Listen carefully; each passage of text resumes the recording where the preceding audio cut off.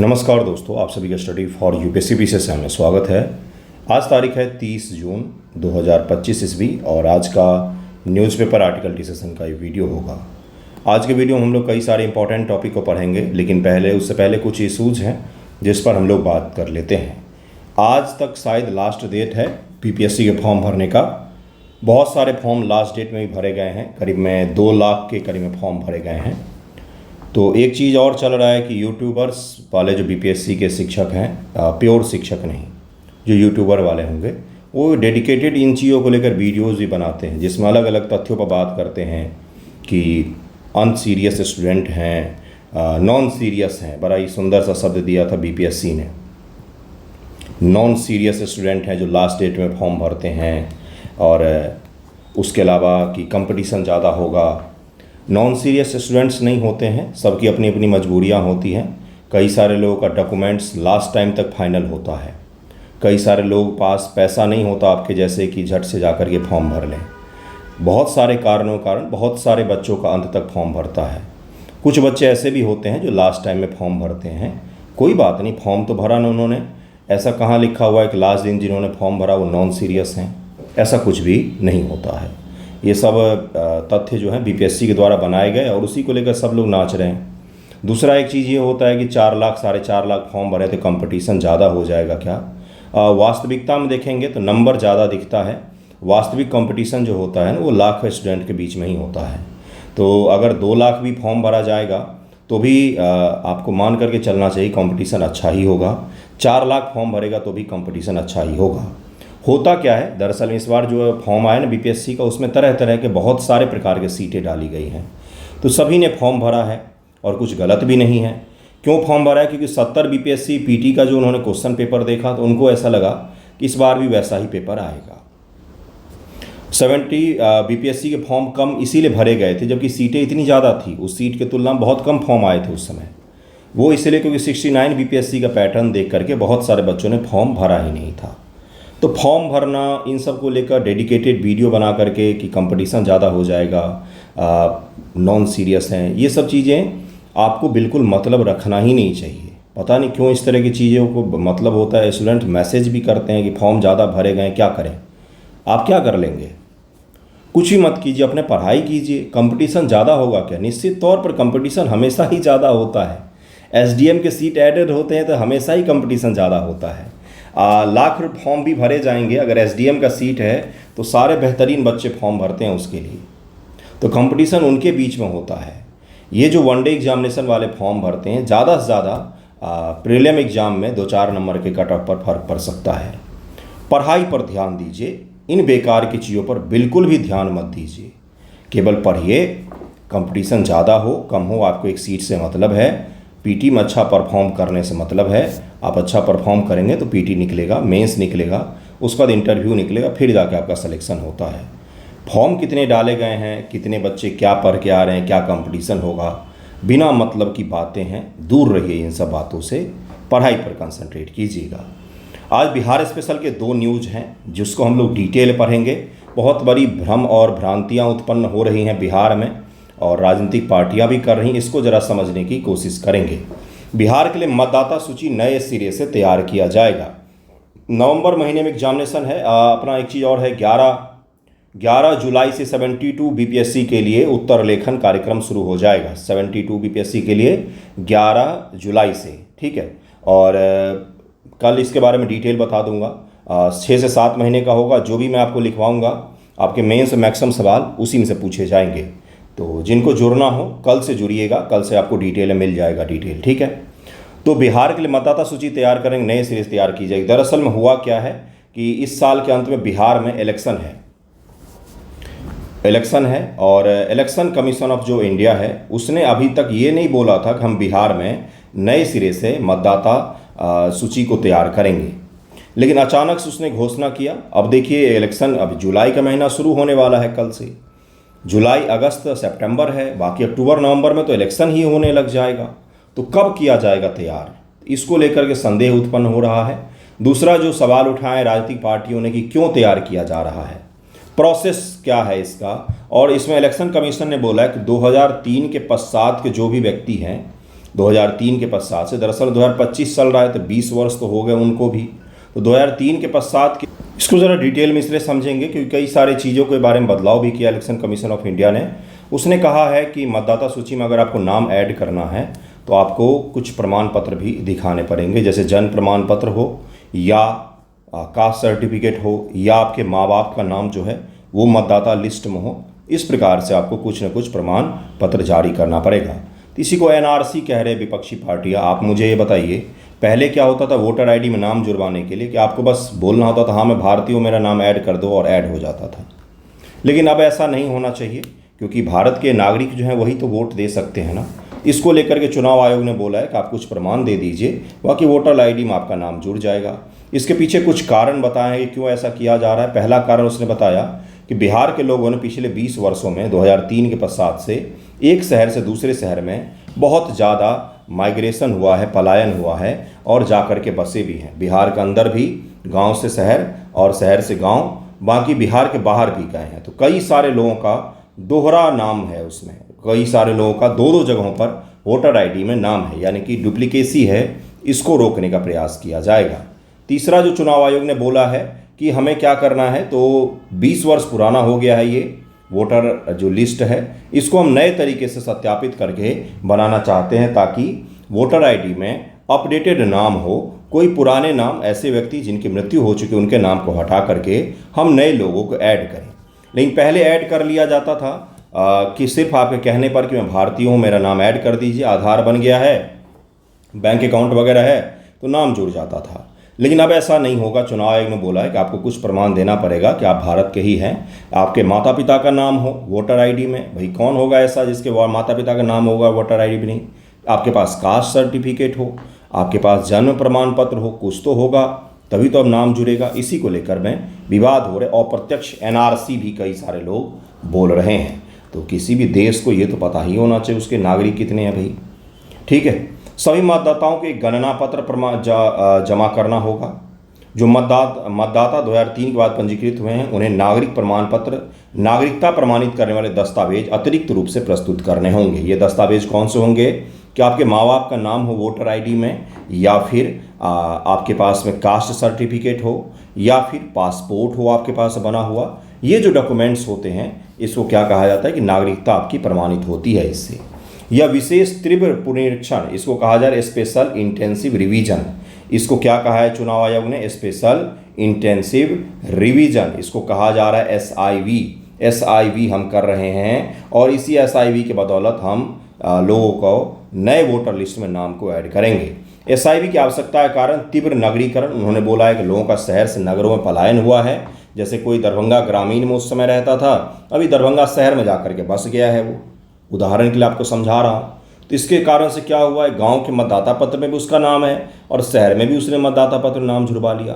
तो ऐसा भी तो हो सकता है कि अगर 2 फेज में इलेक्शन हुआ उसी शहर का, मान लीजिए दरभंगा ग्रामीण में एक अगले फेज में हुआ, दरभंगा शहर में एक अगले फेज में हुआ, तो वो वहाँ पर जाकर भी वोट दे देगा, वहाँ पर जाकर भी वोट दे देगा। एक भी फेज में हो तो भी दोनों जगह पर वोटिंग कर सकता है। इसके कारण से क्या हो रहा है, तो बहुत सारे स्तर पर डुप्लीकेट मतदाता भी उत्पन्न हो रहे हैं। कंसर्न समझिएगा चुनाव आयोग का, आपको लोगों का कंसर्न भी आपको समझाऊंगा मैं। युवा नागरिकों का मतदान करने के लिए पात्र बनना, अब जो 2003 में पैदा हुए थे वो कितने वर्ष के हो गए भाई, तो 22 वर्ष के वो भी हो गए, तो उनको भी प्रमाण पत्र भाई शामिल करना है प्रमाण पत्र सहित। और उसके अलावा क्या है, मृत्यु की सूचना न देना, विदेशी अवैध प्रवासियों के नाम का सम्मेलन, जैसे अररिया और किशनगंज, पूर्णिया, ये जो सीमावर्ती जगह है जो बंगाल के साथ जिनकी सीमा लगती है, बहुत सारे एक्सपर्ट, बहुत सारे न्यूज़, बहुत सारे रिपोर्ट में ये चीज़ सामने आया है कि बांग्लादेश से कई सारे लोगों का प्रवास यहाँ पर हुआ है। न केवल हिंदू बल्कि मुस्लिम भी, हिंदू भी आए हैं प्रवास करके, मुस्लिम भी आए हैं, और बहुत सारे सीमावर्ती ज़िलों में नेपाल के लोग भी रहते हैं।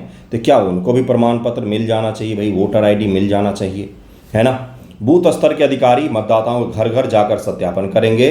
बिहार में विगत तीव्र पुनरीक्षण प्रक्रिया 2003 में आयोग के द्वारा करवाई गई थी और 2003 के पश्चात से 2025 में करवाया जा रहा है। इसको जरूर ही याद रखिएगा जो मैंने आपको पढ़ाया है। जनप्रतिनिधि अधिनियम RPA एक्ट है, जनप्रतिनिधित्व अधिनियम, इसको कहा जाता है, ये 1950 का सबसे विस्तृत एक्ट है इन्हीं सब मामलों को लेकर के। जनप्रतिनिधित्व अधिनियम 1950 की धारा 21(3) के अनुसार निर्वाचन आयोग किसी भी समय किसी भी निर्वाचन क्षेत्र या उसके भाग के मतदाता सूची के विशेष पुनरीक्षण का ऐसा तरीका अपनाने का निर्देश दे सकता है जैसा वह उचित समझे। जो उसकी धारा है उसके तहत निर्वाचन आयोग को ये शक्ति मिली हुई है कि वो कभी भी इसमें चेंज करने के लिए आदेश दे सकता है, और आदेश हमेशा त्वरित ही दिया जाता है ताकि इस प्रकार के जो लोग हों उनको संभलने का मौका न मिले। ऐसा ना कि वो फर्जी दस्तावेज इकट्ठा करने में लग जाएं और जल्द से जल्द उनका नाम हटाया जा सके। तीव्र पुनरीक्षण मतदाता सूची को नए सिरे से तैयार किया जाता है, जबकि संक्षिप्त पुनरीक्षण में सूची में केवल संशोधन किया जाता है। देखिए SIV जो है इसमें क्या होता है, नए सिरे से पूरा वोटर लिस्ट बनाया ही जाएगा, जबकि हर वर्ष जो रिव्यू किया जाता है, चेंज किया जाता है, उसमें क्या होता है जो नए बच्चे 18 साल जिनका पूरा हो गया उनको ऐड कर देंगे और कुछ लोग जिनकी मृत्यु हो जाती है उनको हटा दिया जाता है। उसको कहा था संशोधन, इसको कहा जा रहा है फिर से बनाना ही लिस्ट, बेसिक से फिर से लिस्ट को तैयार करना।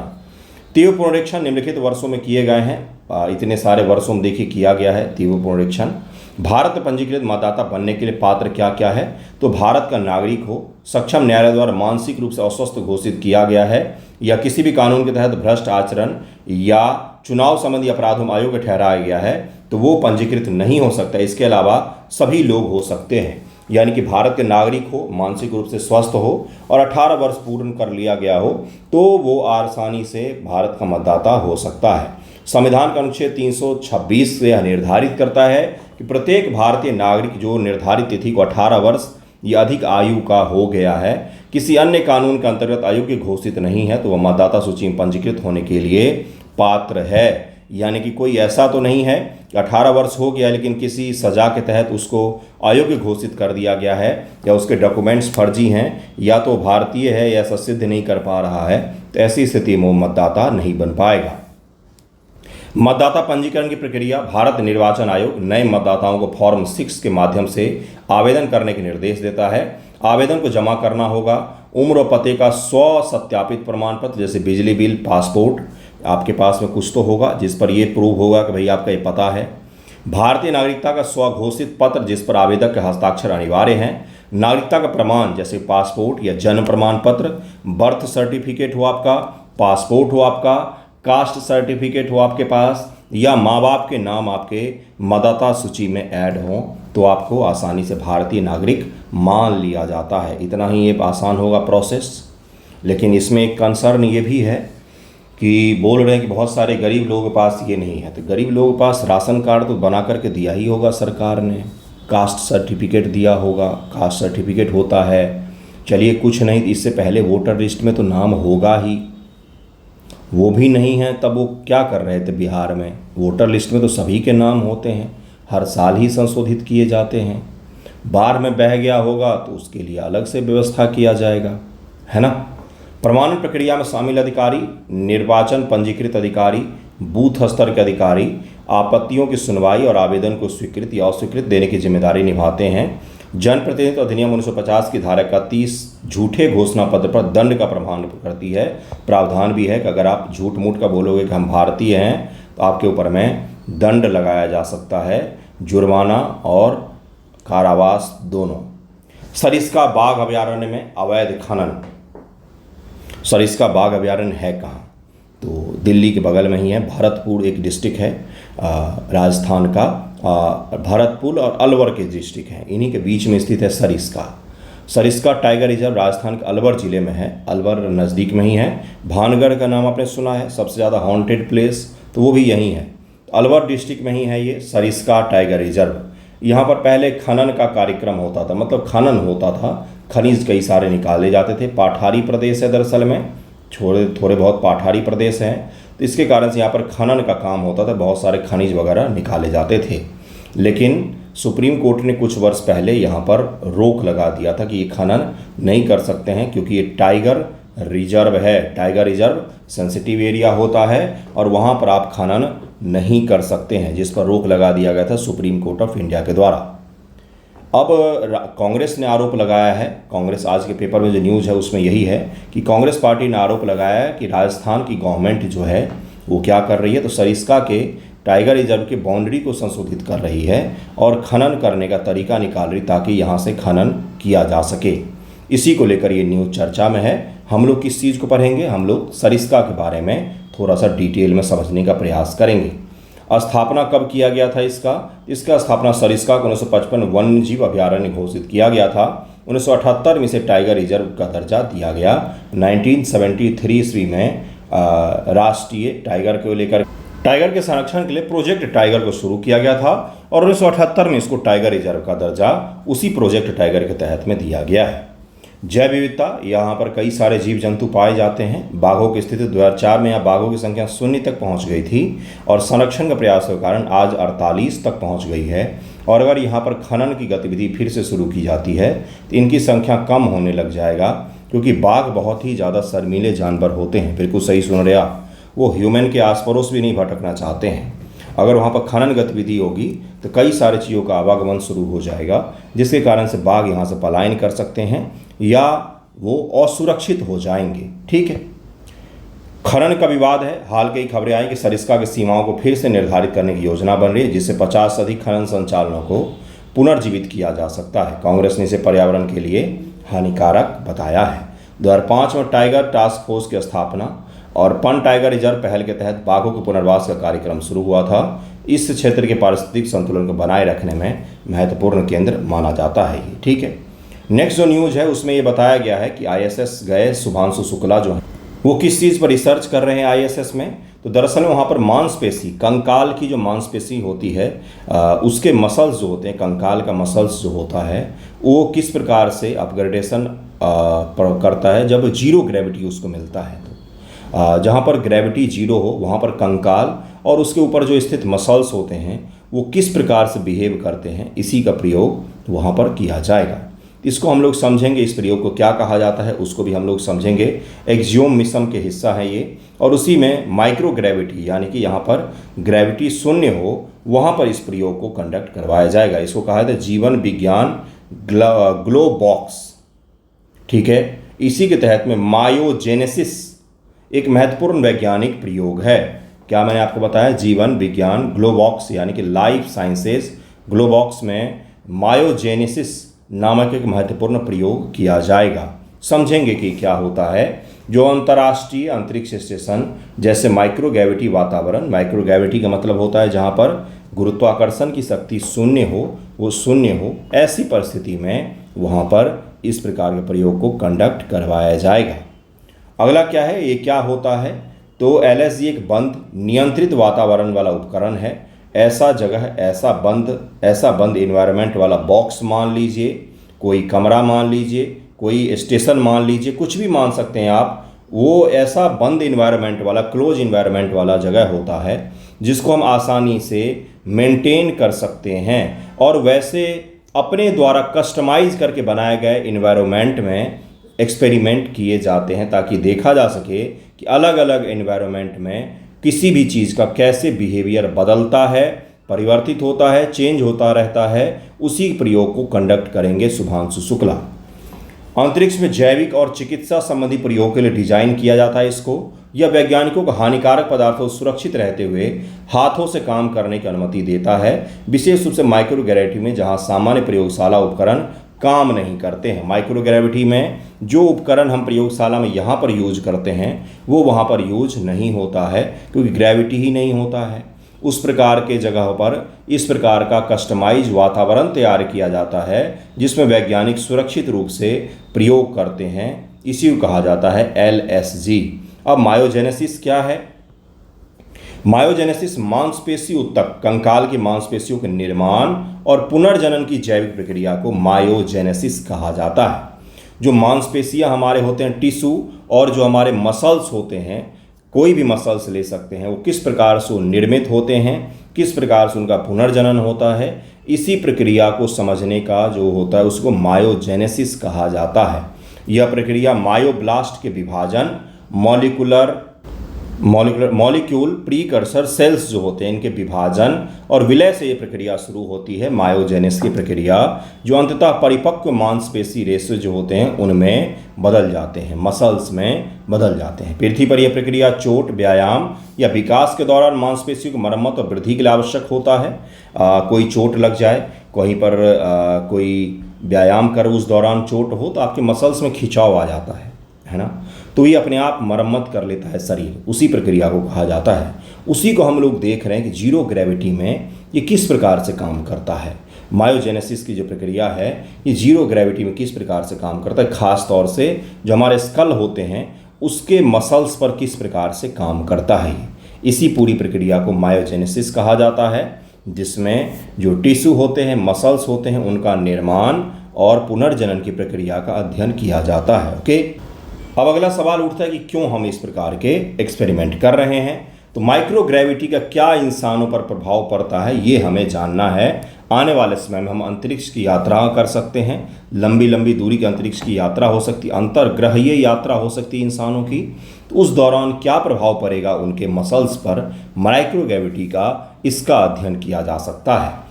पृथ्वी पर अनुप्रयोग मायोजेनेसिस की समझ से मांसपेशी रोगों जैसे मस्कुलर डिस्ट्रॉफी और उम्र बढ़ने से संबंधित मांसपेशी हानि के इलाज और प्रगति हो सकती है। वैज्ञानिक का लक्ष्य ग्रुप कैप्टन शुभांशु शुक्ला द्वारा किया गया यह प्रयोग जैविक मार्गों की पहचान और लक्षित उपचार के विकास करने का प्रयास है। क्या होता है किसी भी एक्सपेरिमेंट के अंत में, उसका उपयोग किया जाएगा इंसानी जीवन को बचाने के लिए या हमारे जीवन को सुगम बनाने के लिए। ठीक है, नेक्स्ट देखिए क्या, नेक्स्ट जो न्यूज़ है वो भी बिहार स्पेशल से ही संबंधित है कि बिहार के मंत्रिमंडल गांव के बुनियादी ढांचे, समावेशी पेंशन, महिला उद्यमिता, सब्सिडी वाले भोजन के तहत तथा मजबूत स्थानीय शासन के कल्याण उपायों को मंजूरी प्रदान कर दी गई है।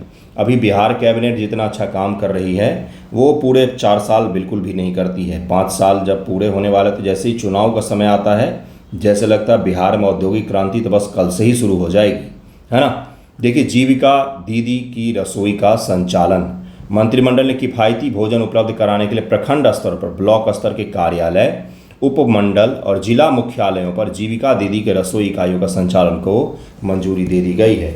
जो ब्लॉक के आपके कार्यालय होंगे या सब डिवीज़न के जो कार्यालय होंगे या जिला मुख्यालय, डिस्ट्रिक्ट हेडक्वार्टर होगा, वहाँ पर किफ़ायती दाम पर भोजन उपलब्ध होगा।